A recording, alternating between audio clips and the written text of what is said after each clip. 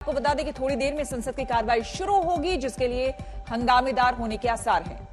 सीधे आपको हम लिए चलते हैं लोकसभा। अनिरुद्ध जगन्नाथ हमारे मित्र देश मॉरिशस के पूर्व राष्ट्रपति थे। वे 6 बार मॉरिशस के प्रधानमंत्री भी रहे। वे भारत मॉरिशस द्विपक्षीय संबंधों के मुख्य शिल्पकार थे।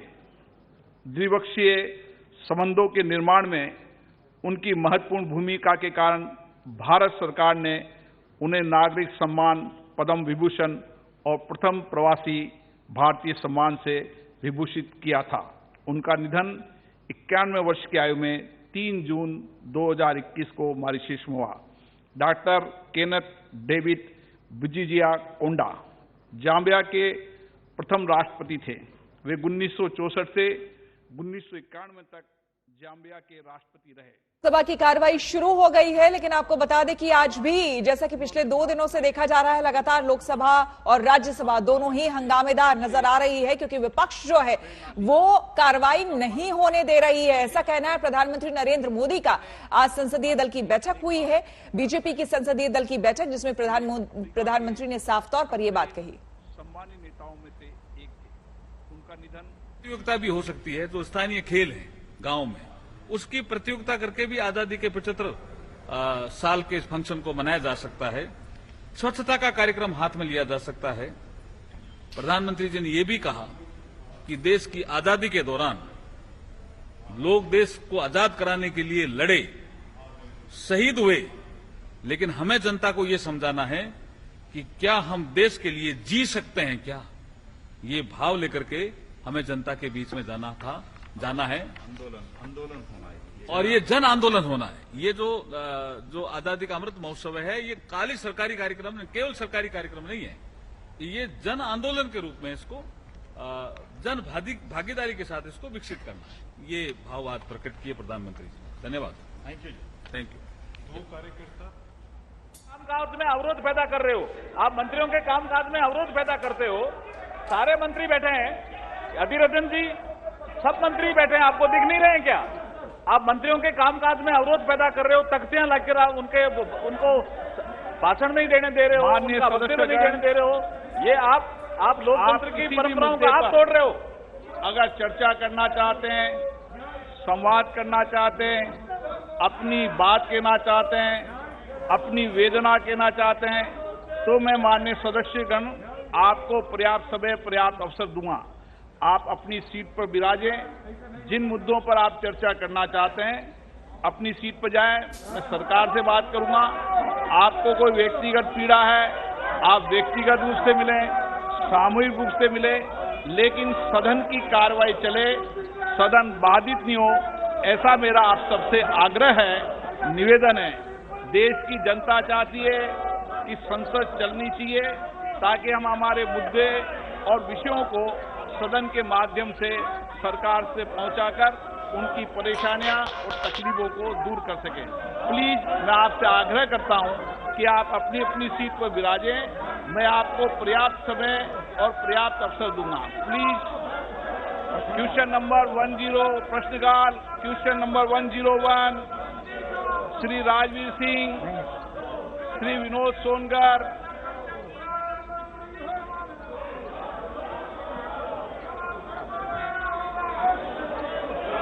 उत्तर सभापति उत्तर दिया गया। धन्यवाद अध्यक्ष महोदय। माननीय मंत्री जी के द्वारा जो मेरा प्रश्न था, उसका उत्तर बहुत विवरण से दिया गया है। लेकिन अध्यक्ष महोदय, जैसा कि हम जानते हैं कि किसान जानकारी के अभाव में जब कीटनाशक का अत्यधिक उपयोग करता है, और कीटनाशक बहुत महंगे होते हैं, जिसके कारण कृषि की लागत भी बढ़ती है और जमीन भी बहुत बड़ी मात्रा में बंजर हो जाती है, और साथ ही साथ कीटनाशक के आवश्यकता से अधिक उपयोग करने से अपने भूगर्भ जल जो हैं वो भी दूषित होते हैं। हम लोग सौभाग्यशाली है कि देश के यशस्वी प्रधानमंत्री जी के नेतृत्व में जब 2014 में सरकार बनी, तो देश के यशस्वी प्रधानमंत्री जी किसानों के कृषि लागत को घटाने के लिए और जमीन की उर्वरक शक्ति बनी रहे उसको बढ़ाने के लिए और भूगर्भ जल दूषित न हो इसके लिए 2014 और 15 में किसान सॉइल हेल्थ कार्ड योजना की शुरुआत की और माननीय प्रधानमंत्री जी के नेतृत्व में 2014 और 15 में 10 करोड़ 50 लाख से ज्यादा किसान सॉइल हेल्थ कार्ड बने, जिसके कारण हम किसान के जमीन की कृषि भूमि का ठीक से जानकारी ले पाए कि किस कृषि भूमि में क्या किसकी आवश्यकता है, किस कीटनाशक की कितनी आवश्यकता है और कितनी फसल हो सकती है। मैं माननीय मंत्री जी से जानना चाहता हूं कि किसान सॉइल हेल्थ कार्ड बनने के बाद देश में क्या कीटनाशक का उपयोग घटा है, इसको लेके कोई अध्ययन कराया गया है क्या, या अध्ययन कराने पे सरकार विचार कर रही है, क्योंकि 2017-18 में 15 करोड़ से ज्यादा किसान सॉइल हेल्थ कार्ड बन चुके हैं।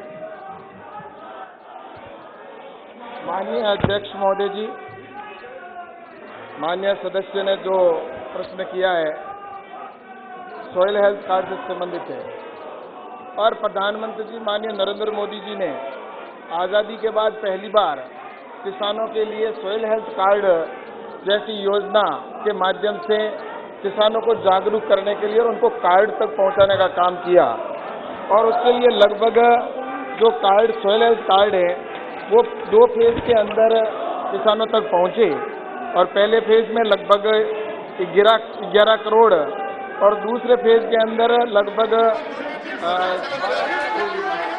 Shri GK. Vasan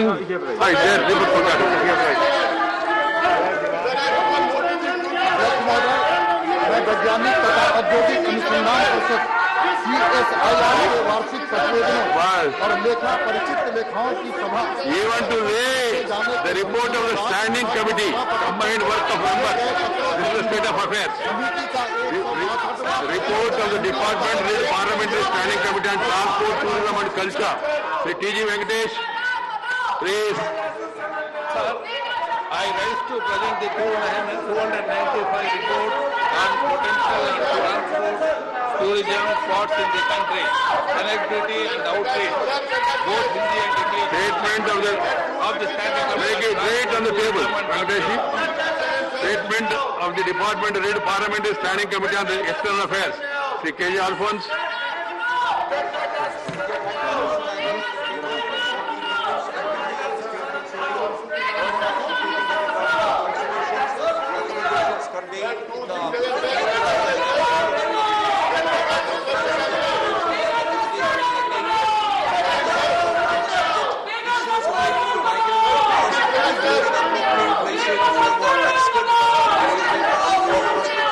Nothing shall be shown, nothing shall be reported other than observation by the chair.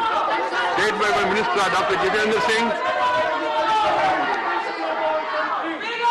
Chairman sir, with your kind permission, I rise to lay the statement regarding the status of implementation of recommendations contained in the 333rd report of the Department-related Cabinet Standing Committee on Science and Technology, Environment, Forest and Climate on detailed demands for March 2020-21 pertaining to the Ministry of Earth Sciences. March, why are you March? You are harming yourself and harming others. Rajya Sabha, dated 24th of September 2004, under Rule 66 of the Rules of Procedure and Conduct of Business in the Council of States. The status as per the lecture which is laid on the table of the House. Nirava, Sushil Kumar Modi.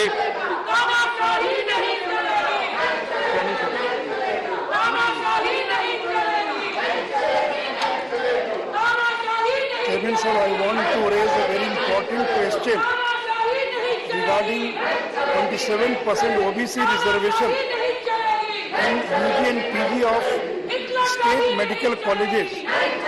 So as you know, Government of India conducts exam for admission in all medical colleges. Right. For UG and What PG. is this called? But 50% quota. Let the people decide and of all describe. states What is this filled by the called? sponsoring on the central level.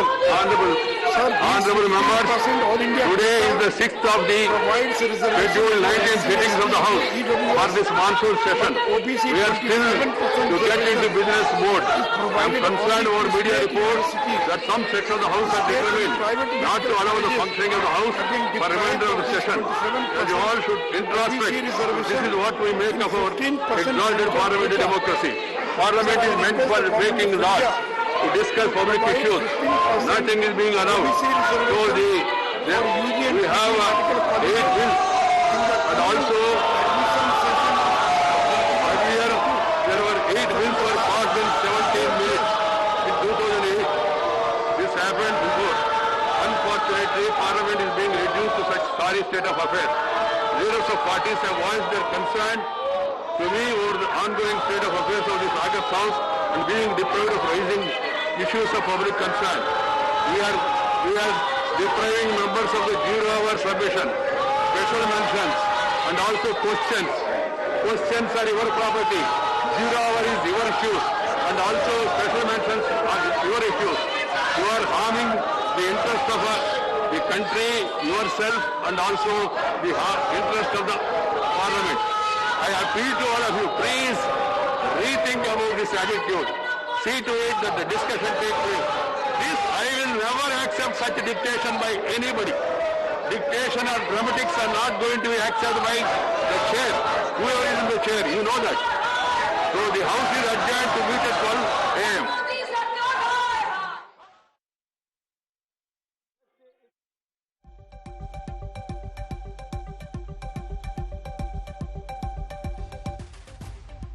की कार्रवाई शुरू होते ही हंगामा वहां पर शुरू हो गया और बार बार सभापति ये कहते रह गए कि आप शांत रहिए और आपको अपनी मर्यादा समझनी चाहिए, इस जगह की गंभीरता को समझना चाहिए और जिस वजह से यहां पर तमाम लोग आए हैं, पब्लिक इंटरेस्ट में कम से कम इस तरह से शोर शराबा हंगामा नहीं करना चाहिए। उसके बावजूद राज्यसभा में सांसद जो है लगातार वहां पर हंगामा करते रहे, जिसके बाद राज्यसभा को 12 बजे तक के लिए स्थगित कर दिया गया। राज्यसभा की कार्रवाई 12 बजे तक के लिए स्थगित कर दी गई। तो इस वक्त की बड़ी खबर आपको हम बता दें, आज भी लोकसभा और राज्यसभा दोनों ही जगह कार्रवाई जैसे ही शुरू हुई, दोनों ही जगह हंगामा शुरू हो गया। लेकिन राज्यसभा में बार बार सभापति कहते रह गए कि आप लोग कृपया शांत रहिए, आपके जो भी मुद्दे हैं वो सुने जाएंगे और उस पर चर्चा की जाएगी। लेकिन उसके बावजूद वहां पर विपक्षी सांसद लगातार हंगामा करते रहे और हंगामे की वजह से राज्यसभा की कार्रवाई 12 बजे तक के लिए स्थगित कर दी गई।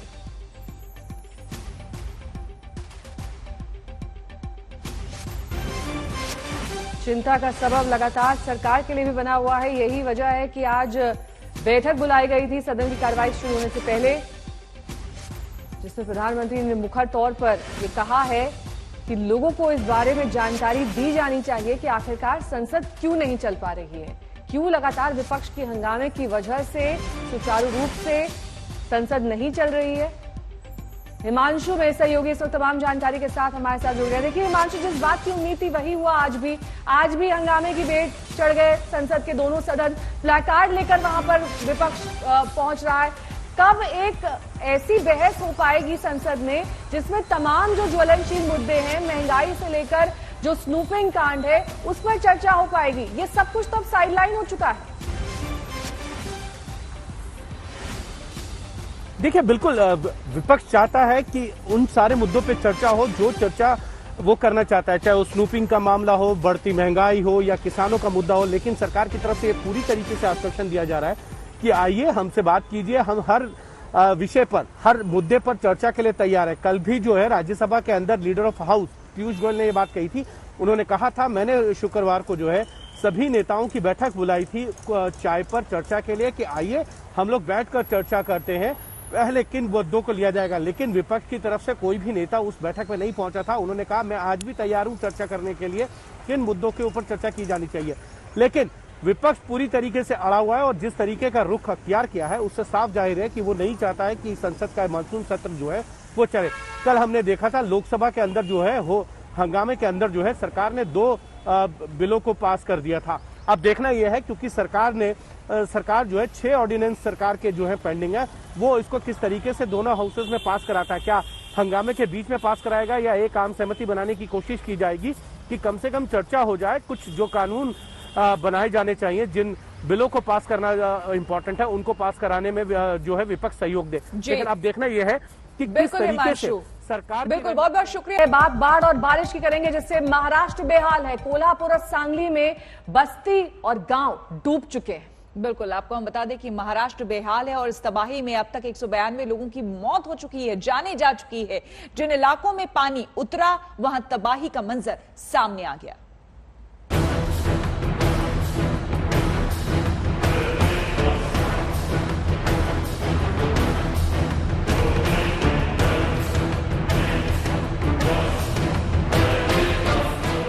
हर तरफ तबाही का मंजर है।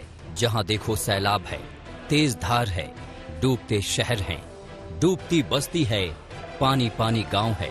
न सड़क का पता, न रास्ते का ठिकाना, हर तरफ पानी का प्रहार है।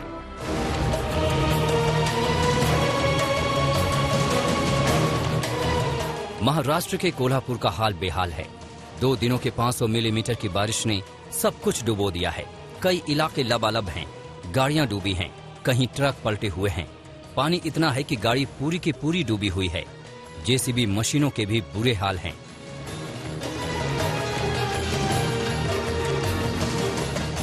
NH 48 पर कई जगहों पर 6 फीट पानी है। पंचगंगा नदी अब भी बेकाबू है। यहाँ 56 फीट से पानी 48 फीट पर आ गया।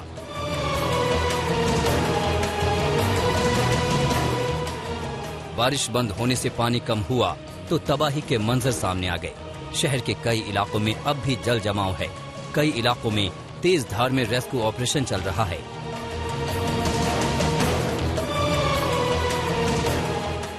कोल्हापुर के चिखली में हालात गंभीर हैं। कई इलाके डूबे हुए हैं।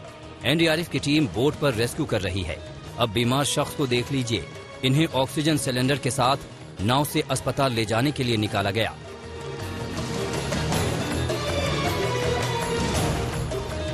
कोल्हापुर में बाढ़ में 3 लोगों की मौत हो चुकी है। 3000 लोग बचाए गए हैं, जबकि 42,000 से ज्यादा लोग शिफ्ट किए गए हैं। जिस गांव से हम आए उसका नाम वडांगे है। वहां से एक कोविड पेशेंट जो अभी जिसका ब्लड ऑक्सीजन डाउन हो गया है, तो इसको इमरजेंसी इवैक्यूएट करना है, इसलिए हम उसको अपने शिवाजी ब्रिज की तरफ ले जा रहे हैं, जहां से उसको बाय रोड एम्बुलेंस के थ्रू पहुंचाया जाएगा। सांगली की तस्वीर भी डराने वाली है। हर तरफ पानी ही पानी है। कई बस्ती, कई गांव लबालब हैं। घर बार डूब गए हैं। लोगों को सुरक्षित स्थानों पर पहुंचाने के लिए सेना को काफी मशक्कत करनी पड़ रही है।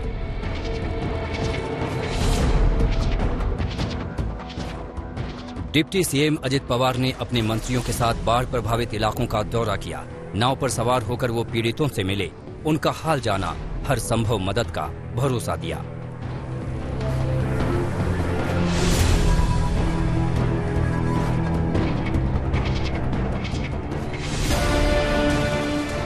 शिरोली की तस्वीरें डराने वाली हैं। ऐसा लग रहा है मानो शहर में समंदर उतर आया हो। NDRF की टीम तेज धार में राहत और बचाव में जुटी है।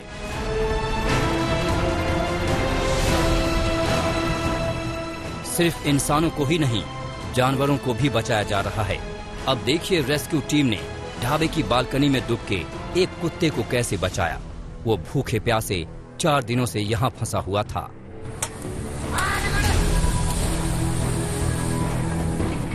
महाराष्ट्र के अकोला में नदी नाले उफान पर हैं। कई इलाकों में पानी है, लोग मुश्किल में हैं, तो कुछ बच्चे पुलिया से छलांग लगाकर स्टैंडबाजी कर रहे हैं। वीडियो सामने आने के बाद प्रशासन ने ऐसे लोगों पर कानूनी कार्रवाई का फरमान जारी कर दिया।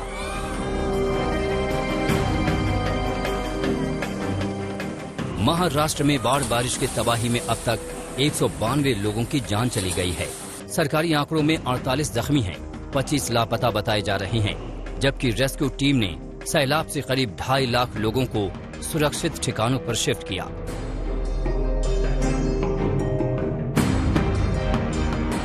आधा महाराष्ट्र में बाढ़ कहर बरपा रही है। रायगढ़ में मलबे से अब भी लाशें मिल रही हैं। इस तबाही में अकेले रायगढ़ में 95 लोगों की मौत हो गई। वहीं सतारा में बाढ़ में 45 जिंदगियां खत्म हो गईं। रत्नागिरी में 21, ठाणे में 12, कोल्हापुर में 7, मुंबई में 4, जबकि सिंधु दुर्ग, अकोला, पुणे, वर्धा में 2-2 लोगों की जान चली गई।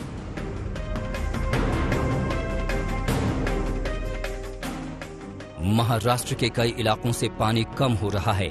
जहां पानी उतरा है वहां तबाही का मंजर सामने आ गया। गाड़ियां बिखरी हुई हैं, कहीं कार के ऊपर कार है तो कहीं ट्रक ही पलटे हुए हैं, तो कहीं टूटे हुए घर हैं, तो कहीं बर्बाद सड़कें। पुणे से पंकज खेलकर के साथ आज तक ब्यूरो।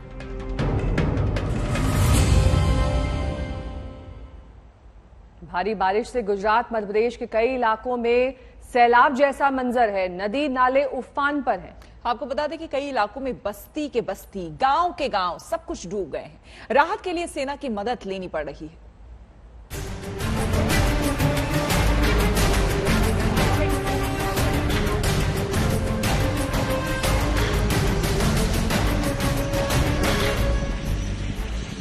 महाराष्ट्र ही नहीं, मूसलाधार बारिश का कहर गुजरात और मध्य प्रदेश में भी दिखने लगा है।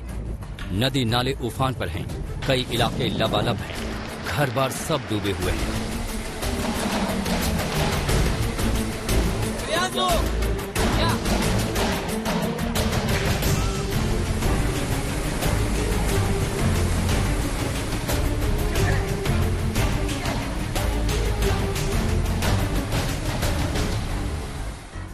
भरूच के झदडिया में नर्मदा नदी में ऐसा उफान आया कि नदी में काम कर रही जेसीबी मशीन ही बहने लगी। अचानक बढ़े पानी में जेसीबी ऑपरेटर फंस गया, जान की आफत आ गई। लेकिन स्थानीय लोगों ने वक्त पर हिम्मत दिखाकर जेसीबी ऑपरेटर को बचा लिया।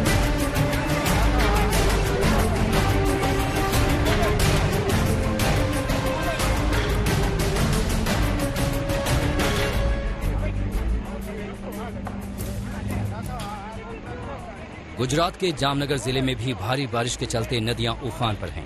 छतर गांव में भी सड़क पर ऐसा पानी उमड़ा कि जेसीबी और उसका ड्राइवर पानी में बह गए।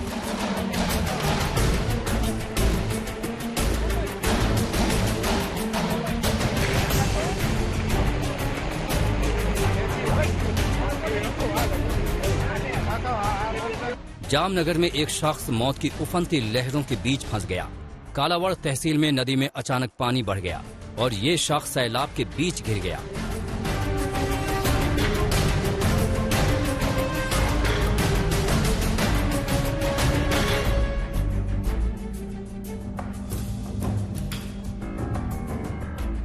वो तो गनीमत रही कि गांव वालों ने वक्त रहते इसको बचा लिया।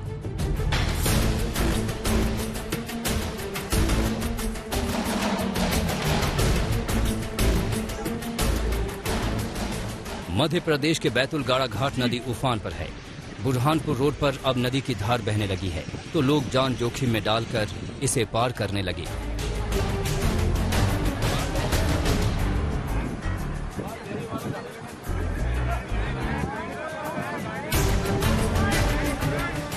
मध्य प्रदेश में हो रही बारिश से राजस्थान के बारा में पार्वती और काली सिंध नदी उफान पर हैं।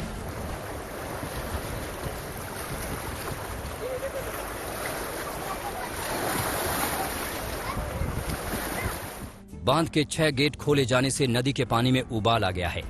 18 गांव टापू में बदल गए हैं, कई पुलिया डूब गई।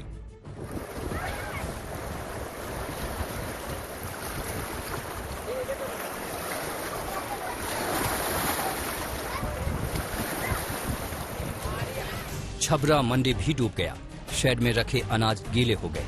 इलाके के कई घरों में भी पानी घुस आया।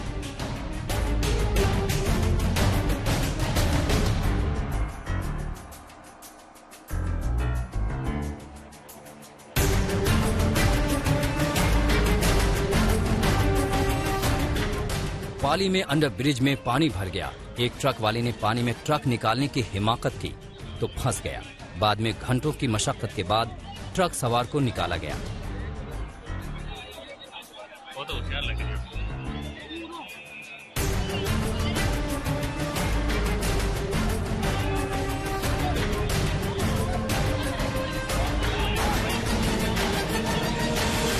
आज तक ब्यूरो। कुछ ही घंटों की बारिश से राजधानी दिल्ली पानी पानी हो गई है। सड़कें दरिया बन गई हैं, गाड़ियां डूबकर चल रही हैं। 4 तस्वीरें आपको हम दिखा रहे हैं। आप देख सकते हैं कि जैसे धौलाकुआ से एयरपोर्ट जा रही बस के अंदर पानी भर गया है। लोगों को पैर उठाकर सीट पर बैठना पड़ रहा है, ये स्थिति बन गई है।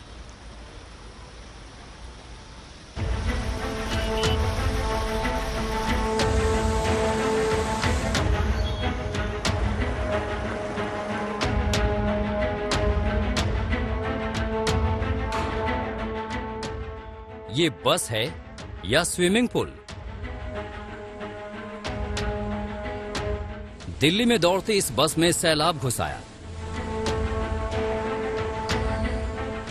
लोग सफर कर रहे हैं, पैर पानी में डूबा है। जो बैठे हैं पैर उठाकर खुद को बचा रहे हैं। बस धौलाकुआं से एयरपोर्ट जा रही थी।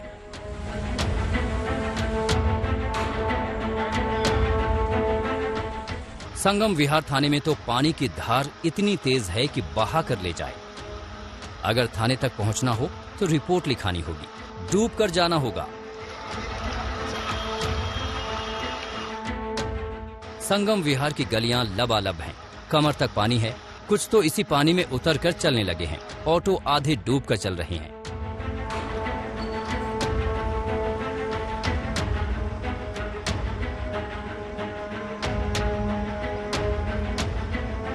कुछ घंटों की बारिश में दिल्ली की सड़कें लबालब हो गईं।